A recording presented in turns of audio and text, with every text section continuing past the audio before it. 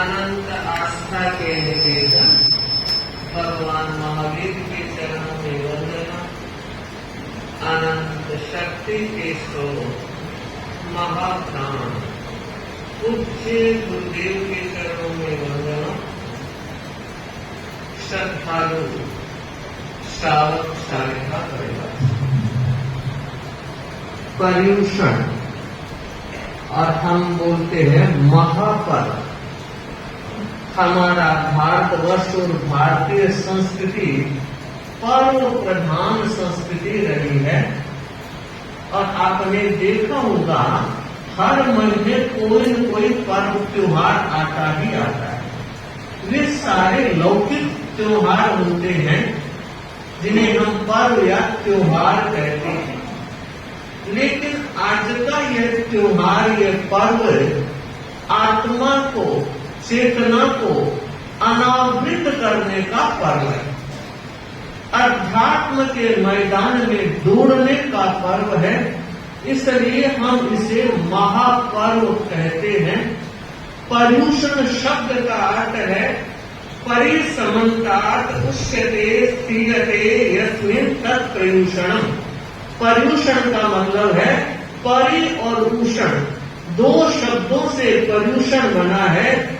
परि का अर्थ है चारों ओर से, अपने आत्मा को हटाकर कहाँ स्थित करना? अपने स्वभाव में स्थित करना। और कषायाणाम इंद्रियाणाम जय, कषाय का और इंद्रिय विषयों का जय करने का अर्थ है हम कितना कंट्रोल रख सकते हैं। जब जब कोई परिस्थिति आती है उस समय हमारी चेतना असंतुलित हो जाती है, भावधारा से हम विचलित हो जाते हैं। उसने मुझे क्यों कह दिया? क्या जरूरत थी बोलने की? क्यों हुआ ऐसा? इस तरह की भावधारा प्रतिकूलता के वातावरण में सहज है। ये 8 दिन तपस्या के दिन है, खाने के दिन नहीं है। पर यह भी हम जानते हैं हर व्यक्ति 8 दिन बिना खाए नहीं रह सकता, नहीं रह सकता, ये तो सच है। लेकिन एक तपस्या ऐसी भी है जिसमें खाने को छोड़ने की जरूरत नहीं है। जयाचार्य से एक व्यक्ति, एक युवक प्रश्न करता है, गुरुदेव मैं तपस्या नहीं कर सकता और तपस्वियों को जब देखता हूँ तो मन में बहुत भावना पैदा होती है और कई बार अपने प्रति गिल्टी फील करता हूँ कि ये लोग तपस्या करते हैं, मैं नहीं कर सकता। आप मुझे बताएंगे क्या करूं? जय आचार्य ने एक बात कही, मास मास खामण कोई करे निरंतर, इतला कर्म कटे एक पल मेरे, वचन कुवचन सहे सम भावे, राग द्वेष नहीं आने मुनि मन मेरे।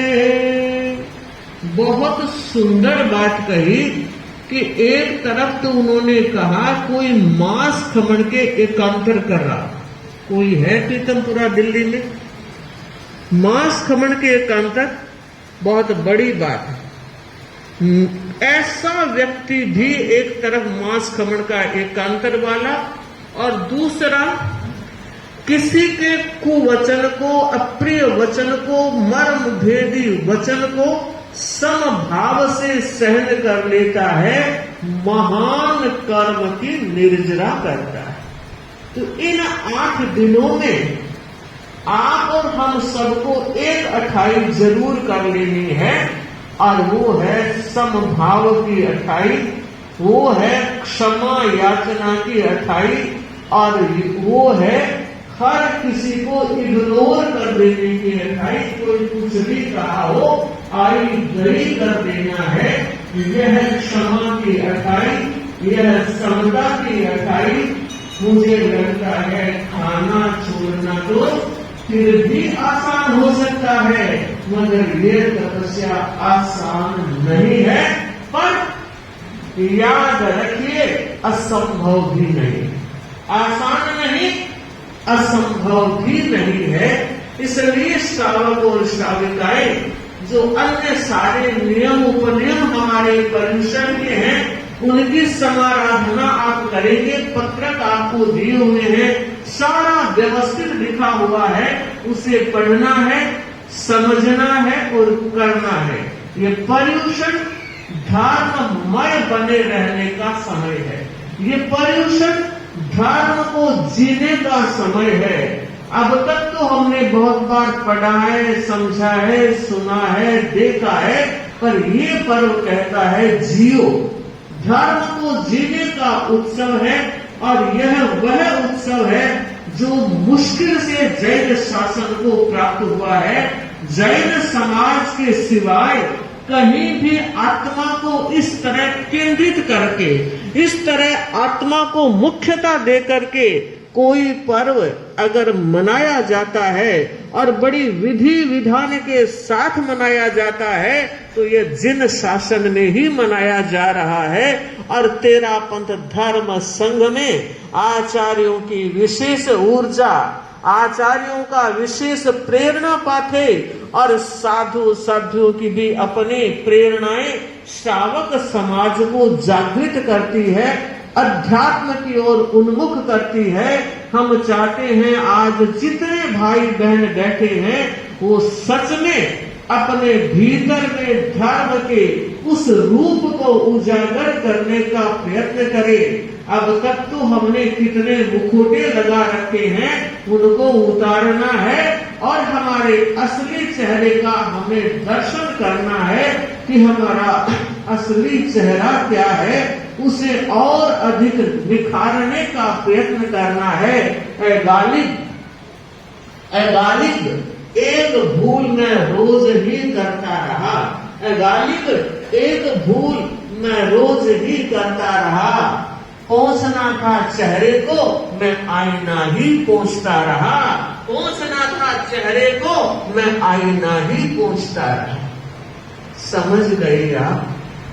आईना तो कितना ही पहुंच लो, चेहरा पहुंचोगे तो अच्छी पिक्चर आएगी। हमें आत्मा के चेहरे को उजला बनाना है, पावन बनाना है, पवित्र बनाना है। और उसका माध्यम, उसका साधन एकमात्र व्यक्ति की निर्मल भावधारा है। भावों की निर्मलता, भावों की मलिनता, ये दो धाराएं हैं।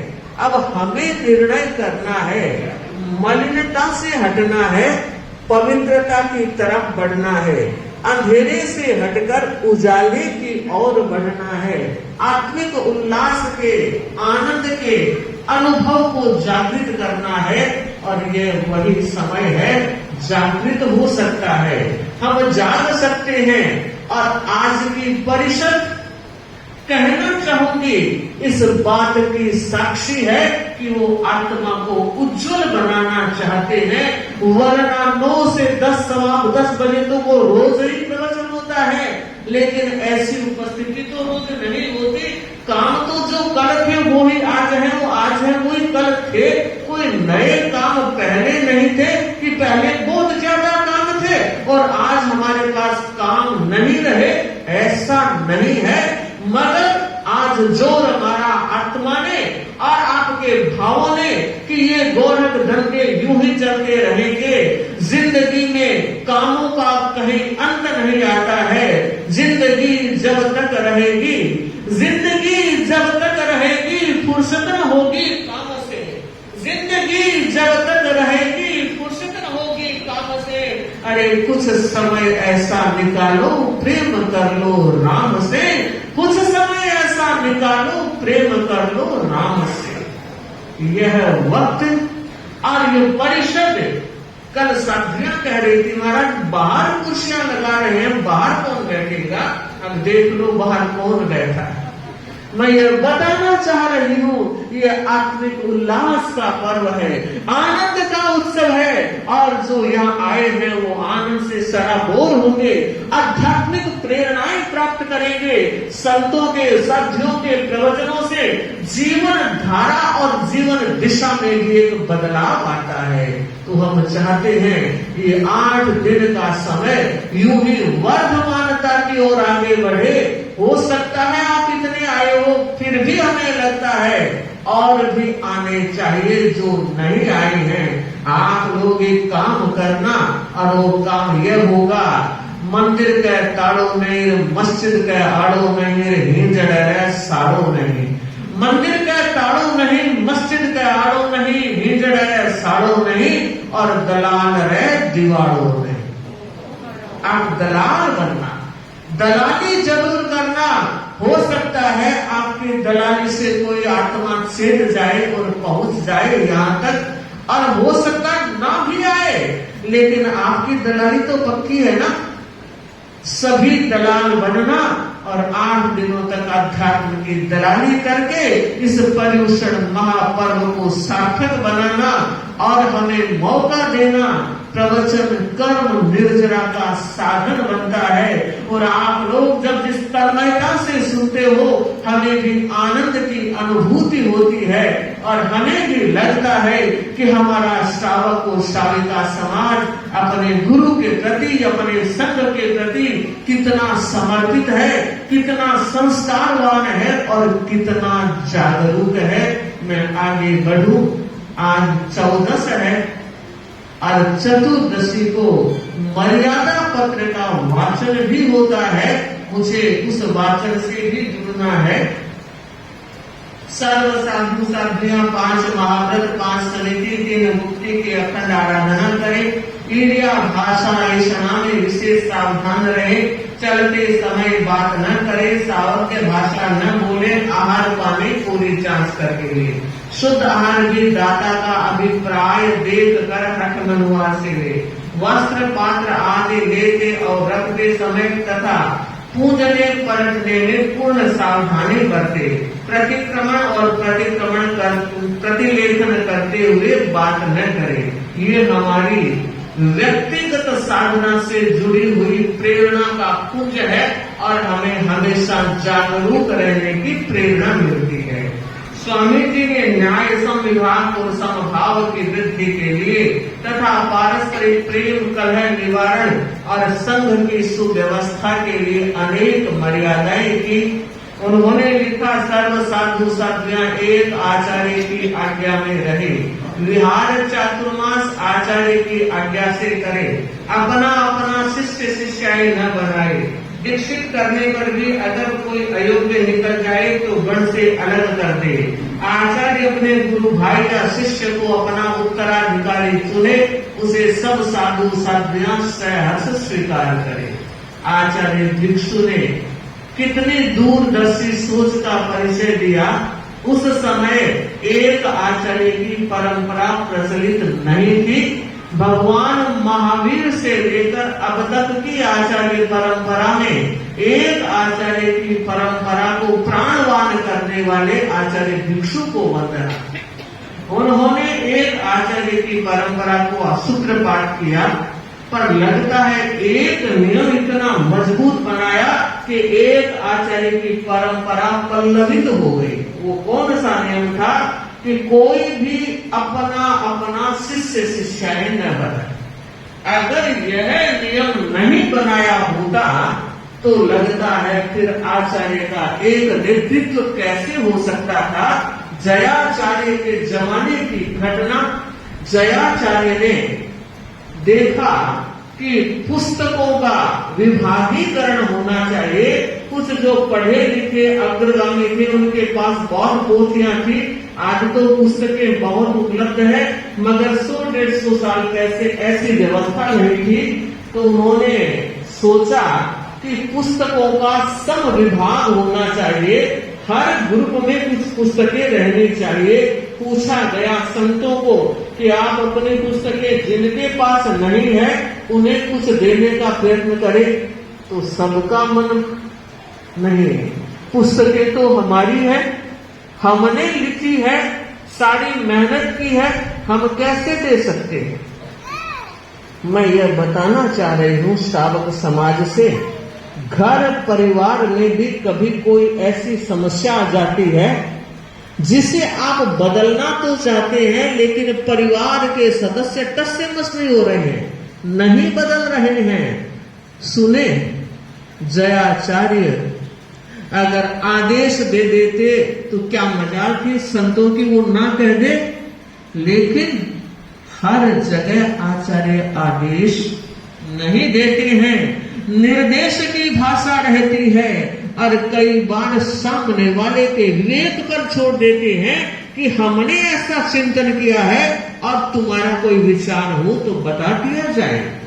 बंधुओं, उस समय जयाचार्य ने संतों की, अग्रगामी संतों की एक मीटिंग बुलाई, गोष्ठी आयोजित की, संगोष्ठी हुई, और उस संगोष्ठी में जयाचार्य ने पूछा कि आपके पास जो पुस्तक पढ़ने हैं वो किसके निष्ठाय में है?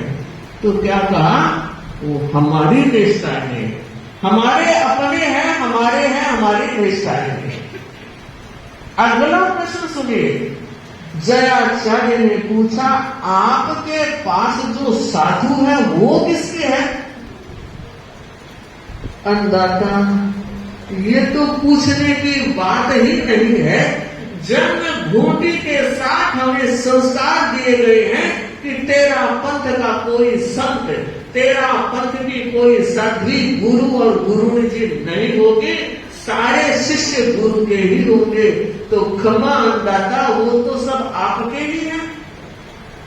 अब देखिए, एक मत पे हो गए पोथी पन्ने हमारे और साधु संत आपके। अब जयाचार्य ने फरमाया कि जब साधु संत हमारे हैं, मेरे हैं, तो हमारे साधु संत आपके पोथी पन्नों का भार क्यों उठाएंगे? जिन जिन के हैं वो खुद भार उठाएगा, मेरे साधु भार नहीं उठाए। और बंधुओं, अकेला अभिमान कितना भार उठाएगा? वो तो सहगामियों का पूरा सहयोग रहता है, तभी व्यवस्थाएं समुचित रूप से आगे बढ़ती है। और बंधुओं, कुछ संतों ने तो उसी समय कह दिया, कमान दाता, ये पोथी पन्ने आपके चरणों में हाजिर है, आपको जैसे करना हो करें। और कुछ ने 2-4 दिनों के बाद सोचा और देखा इतना वजन तो हम अकेले नहीं उठा सकते। और बंधुओं, वो घड़ी और वो पल संघ के लिए कितना मंगलकारक बना, कितना कल्याणकारी बना। आज कोई भी साधु साध्वी ये नहीं कहता पोथी पन्ने मेरे। और हमारे यहाँ तो एक नियम बना हुआ है कि कोई भी साधु साध्वी 1 वर्ष से, 2 वर्ष से या 10 वर्ष से, हमने भी एक बार 9 वर्ष के बाद दर्शन किए हैं, जब भी कोई साधु संत गुरु के दर्शन करता है तो सबसे पहले वो समर्पण करता है, वंदे गुरुवरम, ये पोथी पन्ने, ये साधु साध्वियां और मैं सब आपके चरणों में हाजिर हैं। अब आप जहां रखें वहां रहने का भाव है। ये समर्पण बोले बिना हम लोग अग्रगामी साधु साध्वियां मुंह में पानी तक नहीं ले सकते। मुझे याद है, दीक्षा लिए बहुत थोड़ा समय हुआ था, गुरुदेव तुलसी बरड़ासर गांव में विराज रहे थे। एक साधुओं का सिंघाड़ा साध्वी विनय सिंह जी डोगरगढ़, जो अभी देवलोक गमन हो गया है उनका, वो दर्शन करने आई। सारी सुख साता खमत खाना सब बातें हो गई, पर समर्पण करना भूल गए, शब्दावली बोलना भूल गए। साध्वी ब्रह्मकाशी जी विराजमान थे, गुरुदेव थे, हम छोटी साध्वियां थी। उस समय जब वो जाने लगी, तब गुरुदेव ने साध्वी ब्रह्मकाशी जी को कहा, ये पानी कैसे पिएगी? और तब तत्काल याद किया गया कि आपने समर्पण नहीं किया। और उन्होंने कहा, गुरुदेव उमंग में, उत्साह में ध्यान नहीं रहा। तो सच में ये हमारे धर्म संघ की छोटी छोटी मर्यादाएं हमें बहुत बड़ा आलंबन देती है। मैं कहना चाहूंगी श्रावकों, परिवारों में भी कुछ अनुशासन होना चाहिए, परिवारों में भी कुछ परिवार की मर्यादाएं होनी चाहिए, कुछ व्यवस्थाएं होनी चाहिए। इससे क्या होगा, परिवार का एकत्व बना रहेगा, परिवार का संगठन बना रहेगा और परिवार में समरसता बनी रहेगी। उसके लिए जरूरी है परिवार के जो बुजुर्ग हैं, परिवार में जो बड़े हैं अथवा परिवार को जो लीड कर रहे हैं, लीड ले रहे हैं, उनका दायित्व है कि परिवार में कुछ अनुशासन और व्यवस्थाएं बनी रहनी चाहिए ताकि सबको आनंद में रहने का और आराम से जीने का अवसर उपलब्ध होता रहे। तो आज जो धर्म संघ में आनंद है, निश्चितता है, उसके कई कारणों में एक कारण, बड़ा कारण है आचार्य भिक्षु की ये मर्यादाएं। और उत्तरवर्ती आचार्यों को प्रणाम करती हूँ कि जिन्होंने, एक बाप बहुत कुछ कमाकर रख जाता है मगर किसी बेटे अगर उतने होशियार नहीं हो तो बाप की पूंजी खा करके सड़क पर आ जाते हैं। ये हमारे तेरापंथ धर्म संघ का सौभाग्य है बंधुओं कि उत्तरवर्ती आचार्यों ने भी इन मर्यादाओं का मान बढ़ाया है, सम्मान बढ़ाया है। घटना, ऐसी अनेक घटनाएं हैं जिन घटनाओं के माध्यम से हम देख सकते हैं कि किस तरह से हमारे धर्म संघ में आचार्यों ने मर्यादाओं को प्राण प्रतिष्ठित किया है। न केवल प्राण प्रतिष्ठा ही, आज तो रविवार है, 11:15 तक बोल सकती हूँ क्या? 10:30 तक ही, 11:15, ठीक है, फिर 5-7 मिनट सूचना हुई। तो मैं एक छोटी सी घटना का जिक्र करूं। विक्रम संवत 1938 जयाचार्य का अंतिम चातुर्मास जयपुर में, सावन बदी बारस एक पत्र लिखा हुआ जसोल पहुंचता है। इतिहास बता रहा है कि उस चातुर्मास में जयाचार्य का स्वास्थ्य बहुत कमजोर हो गया और जयपुर के श्रावक समाज ने सोचा आसपास के सभी लोगों को जानकारी होनी चाहिए, इसलिए एक पत्र अन्य स्थानों पर भी गया होगा, जसोल में गया, आज भी कहते वो पत्र सुरक्षित है। उस पत्र में लिखा था, सिद्ध श्री शुभ शतानेक ओपमान लायक जसोल समाज, जयपुर सवाई जयपुर का धर्म स्नेह पंजाब से उपरंत अठे सब आनंद मंगल है, बठे भला चाहिए। पूज श्री जय जीत मर्जी युवराज मघवा गणी महासती गुलाबाजी, कुल 17 और 55 ठाणे सुख शाखा से विराजमान था। उसके बाद क्या लिखते हैं कि श्री हजूर का शरीर बहुत कमजोर लग रहा है, लगता है अब अधिक समय तक दिखेगा नहीं। सब चाहते हैं श्री हजूर की हजारी उम्र हुए पर औदारिक शरीर को ढंग ऐसो लगे नहीं। आप सर्व बिरादरी ने सूचना देनी मांगो काम है, दर्शना को मोको है, अंतिम झांकी लगे मोको चूकने जिसको है नहीं। आप बिरादरी ने आंगणे देख जयपुर समाज घणो हरखाउस। ये पत्र आया, डाकिया पूरे गांव में घूम गया, कोई पत्र नहीं ले रहा है।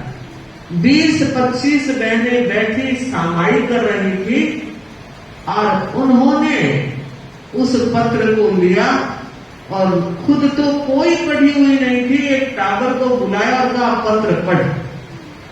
जब पत्र पढ़कर उसने सुनाया तो कहते हैं एक बहन सुखी बाई, उसने उन सारी बहनों को कहा, रे पता नहीं अपने दर्शन गुरुदेव के होंगे या नहीं होंगे, मैंने तो अपने टावरों के दर्शन बोल रखे हैं कि गुरुदेव को दर्शन कराने हैं गुरुदेव के, तो जयपुर जाने का मन है। आप में से कोई तैयार हो तो हम समूह के साथ चले जाएं। कई बहनों ने हुकारा भर लिया और कहा घर जाकर तैयारी करो। सुखी बाई भी तैयारी करने लगी और बहनें भी तैयारी करने लगी। अब देखिए घटना कैसे मोड़ लेती है। सुखी बाई के घर वाले देवासा, वे जब घर आए तो देखा सुखी बाई बाहर जयपुर जाना था, 7 दिन लगते थे रास्ते में, तो खाने पीने की व्यवस्था कर रही थी। तो पूछा ये अड़ंगा क्या?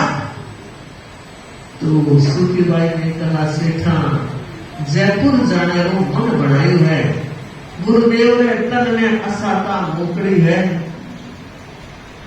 ये सुनते ही पूछा तमक कर क्या कहा? जयपुर जाने का मन बनाया है, मुझे बिना पूछे तय कैसे कर लिया? सुखी बाई ने कहा सारी बहनें सामाई कर रही थी, उस समय पूछने कैसे आए? अब पूछ रही हूं, आप आज्ञा दे दो, व्यवस्था करा दो, जयपुर जाना। और कहा देखूंगा जयपुर कैसे जाएंगे, नहीं जा सकते। मनु रसोई से बाहर सुखी बाई कोई सामान लेने के लिए निकली और देवासा ने झट से रसोई के ताला लगाया और बाहर चले। और सुखी बाई ने देखा ले अब क्या होगा। बाहर चूल्हा था, शाम का भोजन बनाया और सोचा आ जाएंगे थोड़ी देर बाद। सेठ नहीं आया, अंधेरा होने लगा, सेठ नहीं आया तो बेटे को कहा जा पिताजी को बुला कर लिया। वो जब गया तो सेठ ने झलका दिया। सुखी बाई ने सोचा सोने के लिए तो आएंगे ही, सोने के वक्त तक इंतजार करती रही सुखी बाई, पर सेठ जी नहीं आए।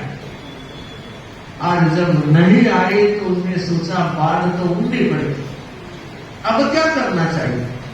अपनी बेटी कसुम्बा को लेकर सारे लोग सो गए हैं, अब दुकान पहुंची। उस समय ऐसी व्यवस्था नहीं थी, बहनें दुकान जाना नाम ही नहीं लेती थी। अब देखिए गई और कहा सेठा घरे चलो, जा जा वो गिरलोगे जयपुर जा। अरे सेठा आप सियाना हो, समझदार हो, बड़ा पंच हो, मारी भूल होगी, माफ कर दो, आज्ञा दे दो जाने कोने जो। तो उसके मुंह से क्या निकला कि मैंने तो टावरों के दर्शन बोल रखे हैं, इसलिए जाना तो जरूरी है। क्या कहा? टावर गिरा, टावर को मारा है।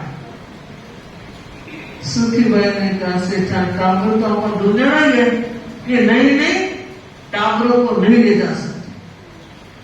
बंधु बहुत समझाने के बाद भी जब उन्होंने अकड़ नहीं छोड़ी, अब वो भी ताव में आ और वह सेठा देख लीजिए मैं तो जाऊंगा और टावरा में ले जाऊंगा।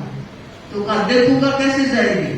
तो कहा देखो धर्म करने में हर व्यक्ति स्वतंत्र है, ऐसी वैसी जगह नहीं जा रही हूं, गुरु के दर्शन करने तो जाऊंगी और आप व्यवस्था करोगे तो जाऊंगी और नहीं तो मैं भी टापरे के सकलेचा परिवार की बेटी हूं, बिकन जी के परिवार की, जाऊंगी।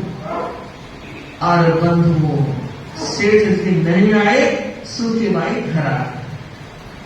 घर आने के बाद रात के उस समय उसने सारी बहनों को कहलाया कि अभी जाने का वक्त नहीं आया है, व्यवस्था होगी तब आपको सूचना कर दें। पूरी रात यूं ही बीती, सवेरा हुआ, फिर बड़े बेटे फौजमल को भेजा और कहा जा अब तो ठंडा होया, उसी बुला लिया।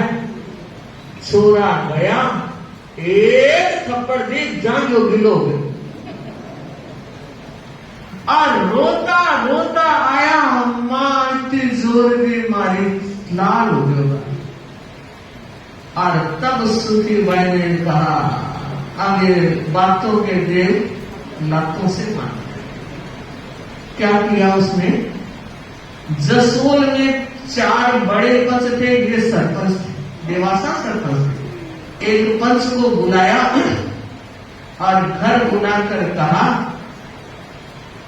कि आप हमारे घर का न्याय करें। तो उन्होंने कहा, कैसा न्याय? हम तो छोटे पंच है, हमारे बड़े पंच तो देवासा है। कि नहीं, एक झगड़ा पड़ गया है, आपको न्याय करना है। सारी बात बताते हुए कहा कि मुझे जयपुर गुरु के दर्शन करने जाना है, वो जाने नहीं दे। उसने अपने 2 पंचों को और बुलाया और कहा कि अगर जाजम बैठेगी तो इकरारनामा चाहिए।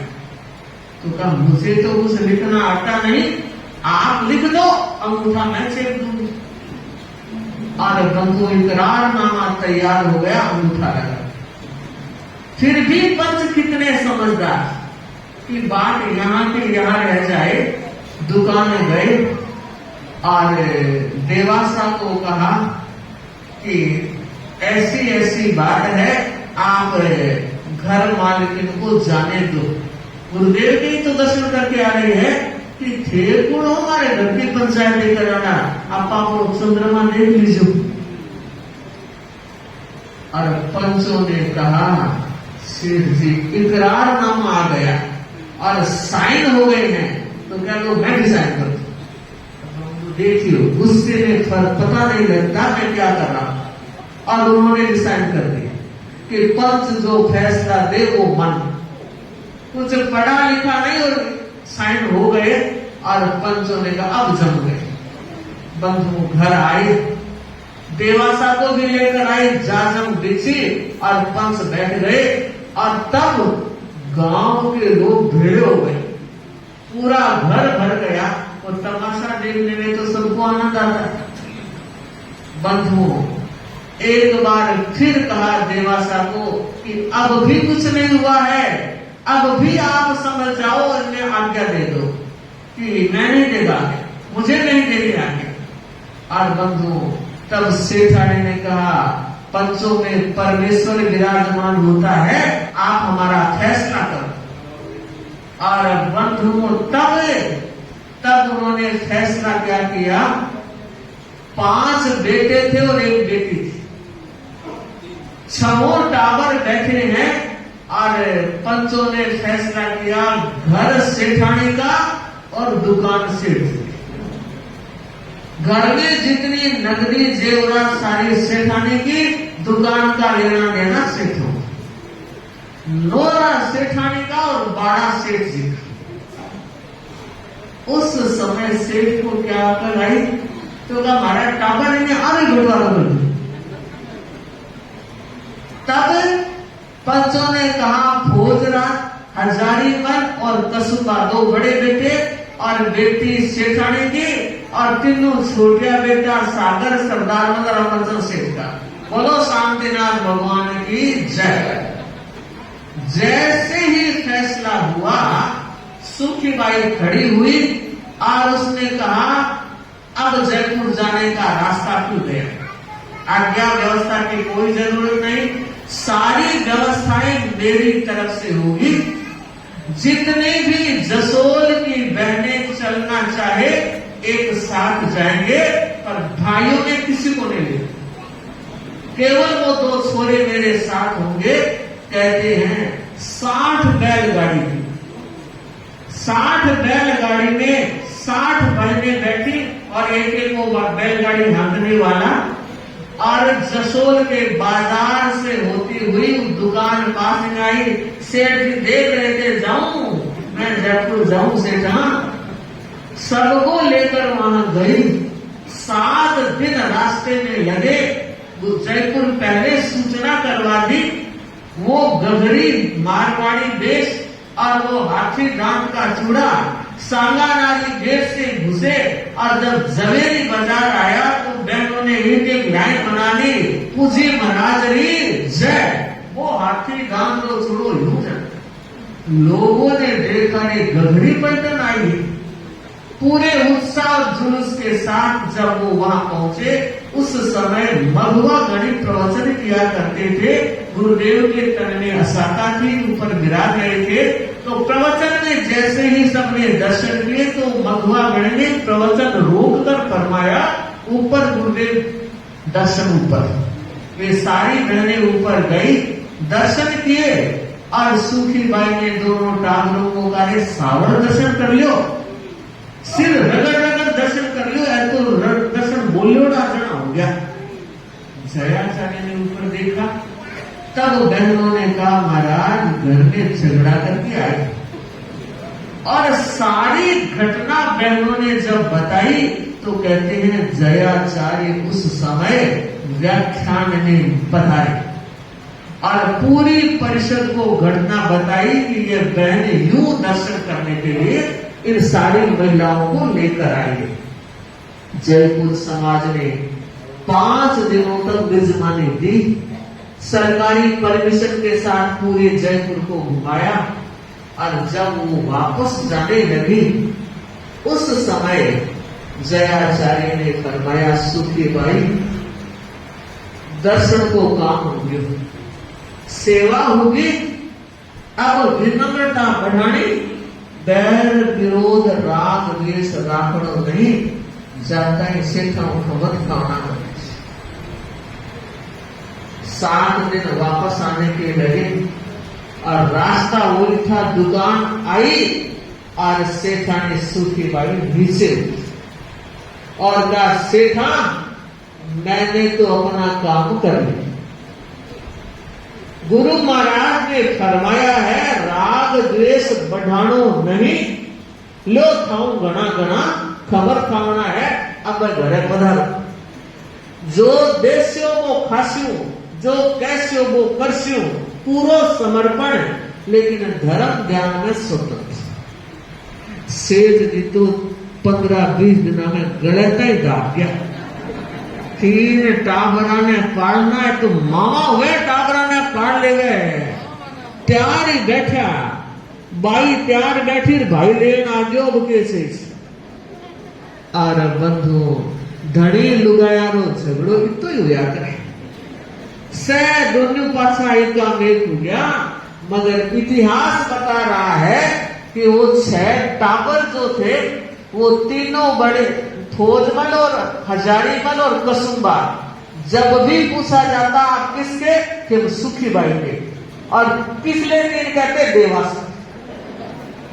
बंधु और बहनों, मैं ये कहना चाह रही हूं कि हर व्यक्ति धर्म करने में स्वतंत्र है और कम से कम परिवार के हर भाई बहन का दायित्व है इसमें दखल अंदाजी ना करे, खलल ना उपजाए, ताकि घर परिवार में आनंद बना रहे।